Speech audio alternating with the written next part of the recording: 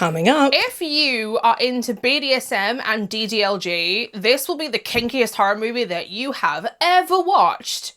Back in January, I did a video right here on my channel where I talked about 25 movies that I wanted to tick off of my back catalogue in 2025.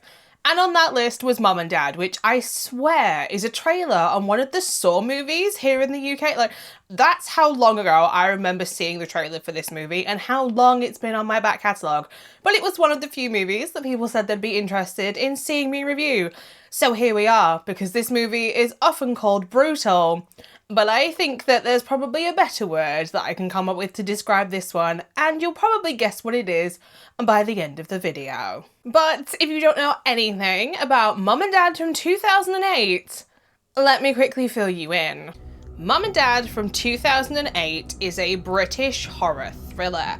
Airport cleaner Lena finds herself stranded late one night after work. Her chirpy colleague Birdie offers to help her out by letting her stay with her and her family for the night. It soon becomes apparent though that this act of kindness is far more sinister. As Lena enters Birdie's home, she is introduced to the dark world of torture, murder, and Mum and Dad. If you're new here, I'm Hannah and I am the head of the Horde, and if you're not new, welcome back! I talk about horror movies here on my channel on Mondays and Fridays, but as always when it comes to watching movies, I'm now going to go and watch Mum and Dad off camera. So that way, if you too want to watch the movie about a woman who gets kidnapped and forced to be an adult child, nothing will be spoiled for you, because nobody wants to watch a movie that you've just watched somebody else watch from start to finish, and I keep it spoiler free here on my channel, because nobody, and I mean nobody, likes spoilers. You're a bad, bad man. Imagine being kidnapped by a sadistic family who gets their jollies off to pain. That's the starting point to Mum and Dad. Like, if you are into BDSM and DDLG, this will be the kinkiest horror movie that you have ever watched.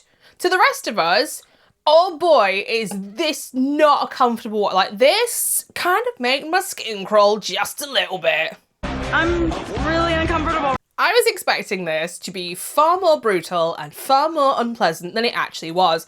The word I would use to describe this though is uncomfortable, and it is uncomfortable as hell at times.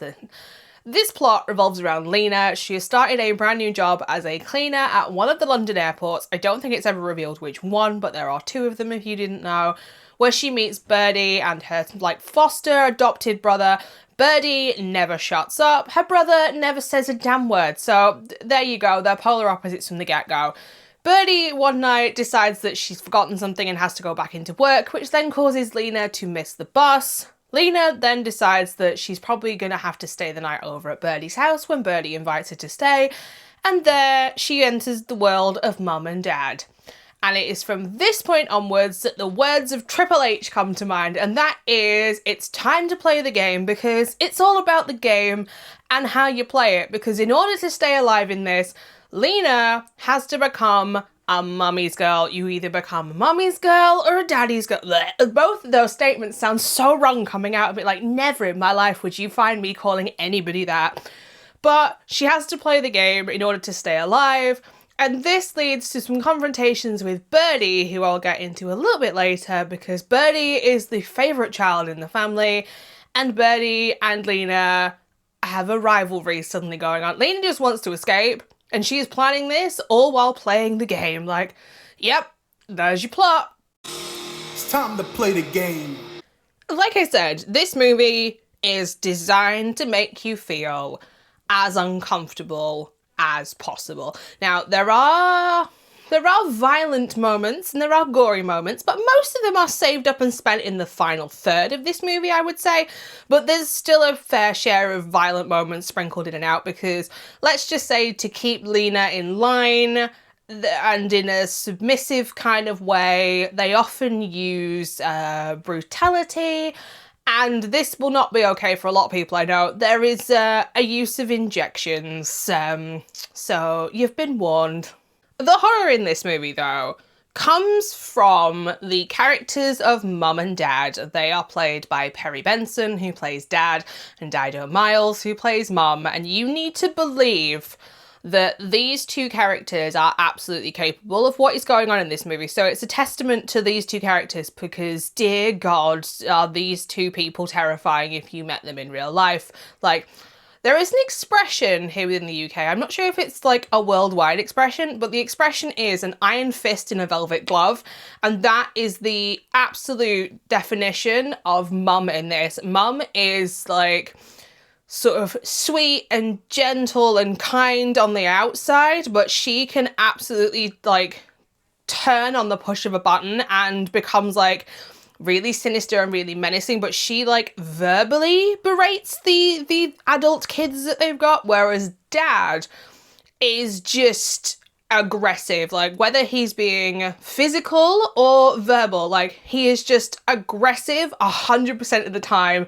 And these two do a really good job of actually convincing you that these two people have been doing this for years. Oh, don't touch me! The brother in this is just kind of wallpaper. He's there. Like, he doesn't say much. I don't think he says anything. But he's kind of there and he's got a job within the house. But Birdie, who is played by Ainsley Howard, I have such a love-hate relationship with her character. I think her character is great, but she is so unlikable. Birdie is used to being the favourite child and getting her own way, and all of a sudden now Lena has come into the house, and Lena has learned if she wants to live, she has to play the game, which really annoys Birdie. So Birdie will purposely go out of her way to screw over anyone and everyone that is trying to come for that number one spot, which again is testament to the actress playing Birdie. And let's just say this doesn't end up so well for her and Lena in their rivalry. Now, Lena, I wouldn't say I was really invested in Lena as a character either. Like, there's nothing really about her. She is a Polish immigrant. She has no contact with any of her family, which is established within the first 5 minutes. But you could put anybody in this situation and you would be rooting for them to survive this situation. It's not that Lena is particularly special. It's just that this situation is grim and nobody wants to be in this house of horrors. When it comes to the kills in this, it's more of a... Think the original Texas Chainsaw Massacre. It is what you think you see rather than what you actually see. There aren't really that many kills in the first 2/3 of this movie, and like I said, they're sort of saved up and spent all at the very end of it. But a lot of the sort of violence in this, again, is what you think you see rather than what you actually see. You'll see a before, you'll see an after, or something will be shot from a strategic angle. Like, it's very that in how it goes about its gore and its violence, which I think for some people will make this a little bit more watchable. But I think for people like myself, it's like, I hate when horror movies don't commit to showing you things. Like, I think it's a little bit of a cop-out. But because this is so, like, brutal in its violence at times, I think that it actually goes in this movie's favour because I think depending on the situations you grow up in or the experiences you've had as an adult, this may be too much for some people. I can't really go into more than that without going into spoilers territory, but you definitely check on does the dog die with this one if you are somebody who is sensitive to violence of the domestic variety.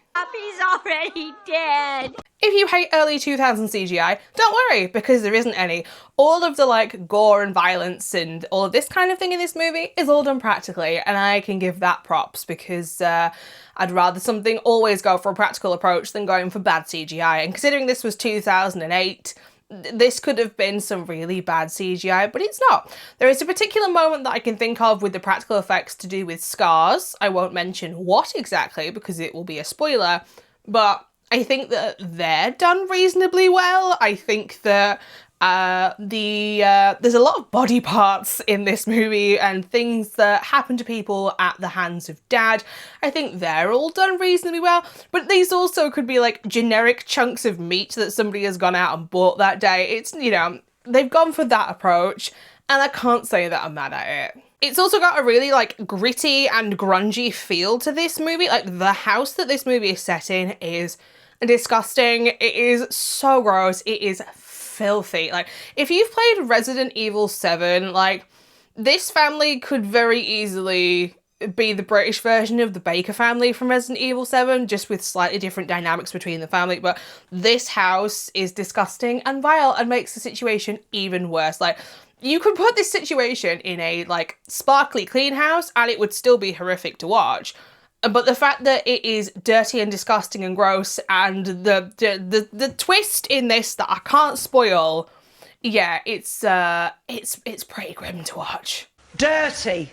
Filth! In the end, I am actually going to give Mum and Dad from 2008 a 3 out of 5 stars, simply because I don't think that you are meant to enjoy this movie. This is a movie that you are meant to feel as uncomfortable as possible when watching. Now, most of us consume different types of media because we like to escape from the realities of things that are going on in the real world.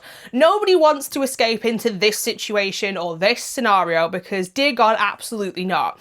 It is incredibly uncomfortable, and like I said, if you're into DDLG and BDSM, like, this is the kinkiest horror movie that you will ever watch, and to me, that's not my vibes. It's not my vibe. You will never, ever catch me calling anyone mum or dad that isn't my blood family.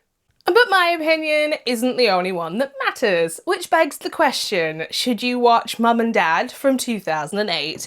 If you like your horror movies flavoured with uncomfortable situations, adult power play, sibling dynamics, body parts, or anything listed here, you should probably watch Mum and Dad from 2008.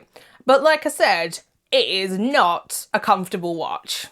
So there you have it, my initial thoughts and my review for my first time watching Mum and Dad from 2008. And if you've seen this movie, I would love to know what your thoughts and opinions are on it down in the comment section down below. And if you are interested in watching it, check the description bar because there'll be a link as always to justwatch.com so you can find out where it is streaming in your country. If you would like to know where else you can find me, I am also over on Instagram and Letterboxd at HordesOfHorror, where I post every single horror movie that I watch, not just the ones that I talk about here on YouTube. But speaking of YouTube, I'll be back on Monday with another solo movie review, and you can thank Patreon for this one, where I was having a chat with one of my Patreons over there.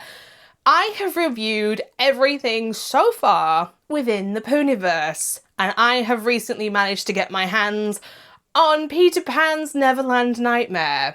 So yes, we are watching Peter Pan's Neverland Nightmare from 2025 on Monday. So I know that this isn't going to be one for everybody, but as I've reviewed everything so far within this universe, of course, I was going to eventually get round to this one.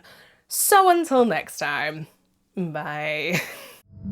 A special thank you to my regenerators here within the Horde for their support over on Patreon.